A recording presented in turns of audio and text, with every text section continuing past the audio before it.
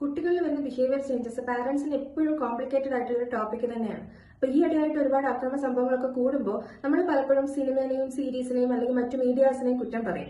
പക്ഷെ അതിലുപരി ഒരു കുട്ടിയുടെ സ്വഭാവം രൂപീകരിച്ച് വരുന്നത് അവരുടെ ഫാമിലിയിൽ നിന്ന് തന്നെയാണ്. ഒരു കുട്ടി ജനിക്കുമ്പോൾ മുതൽ അവന് വേണ്ട സ്നേഹവും സപ്പോർട്ടും ഇമോഷണൽ അറ്റാച്ച്മെന്റും കിട്ടുവാണെങ്കിൽ കുട്ടികൾക്ക് ഈ പറയുന്ന പോലെ ആൻസൈറ്റീസോ കാര്യങ്ങളോ മാനേജ് ചെയ്യുന്നതിന് വലിയ ബുദ്ധിമുട്ടുണ്ടാവില്ല. നേരെ മറിച്ച് അവർ ഏത് നേരവും അമ്മയും അച്ഛനും വഴക്കുണ്ടാക്കുന്നത് കാണുന്നു, അല്ലെങ്കിൽ ഒരാൾ മറ്റൊരാളെ ജയിക്കാൻ വേണ്ടി വാക്കിലൂടെ ആണെങ്കിലും അല്ലെങ്കിൽ പ്രവൃത്തിയിലൂടെ ആണെങ്കിലും ഒക്കെ ചെയ്യുന്ന കാണുമ്പോൾ കുട്ടിക്ക് ഒരു തോന്നൽ വരും, ഞാൻ എന്റെ കൂടെ ഉള്ളവരെയും ജയിക്കണം, ഞാൻ അവരെക്കാൾ മികച്ചതാണെന്ന് പ്രൂവ് ചെയ്യണം. ആ രീതിയിൽ തോന്നൽ വരുമ്പോൾ കുട്ടികൾ ഈ വാക്കിലൂടെ ആണെങ്കിലും പ്രവൃത്തിയിലൂടെ ആണെങ്കിലും ഈ പറയുന്ന ജയിച്ച് കാണിക്കാനാണ് ശ്രമിക്കുന്നത്. ഇപ്പോൾ ഓരോ കുട്ടിയും ഡേ ബൈ ഡേ ഈ പറയുന്ന പോലെ സെൽഫിഷ് ആയിട്ട് മാറുന്നു നിങ്ങൾക്ക് തോന്നുന്നുണ്ടെങ്കിൽ അതിന്റെ ബേസിക് റീസൺ ഫാമിലിയിൽ തന്നെയാണ് ഉണ്ടാവുന്നത്. അത് നമ്മൾ റിയലൈസ് ചെയ്ത് കുട്ടികളോട് സംസാരിച്ച് കുട്ടികൾക്ക് മനസ്സിൽ എന്തെങ്കിലും മുറിവുകൾ പറ്റിയിട്ടുണ്ടെങ്കിൽ അതിനെ ഹീൽ ചെയ്യാൻ നിങ്ങൾക്ക് എന്ത് ചെയ്യാൻ പറ്റുമെങ്കിൽ അത് ചെയ്യുക. അല്ലെങ്കിൽ നമുക്കൊരു എക്സ്റ്റേണൽ കൗൺസിലിംഗ് വേണമെങ്കിൽ അത് ചെയ്യുക.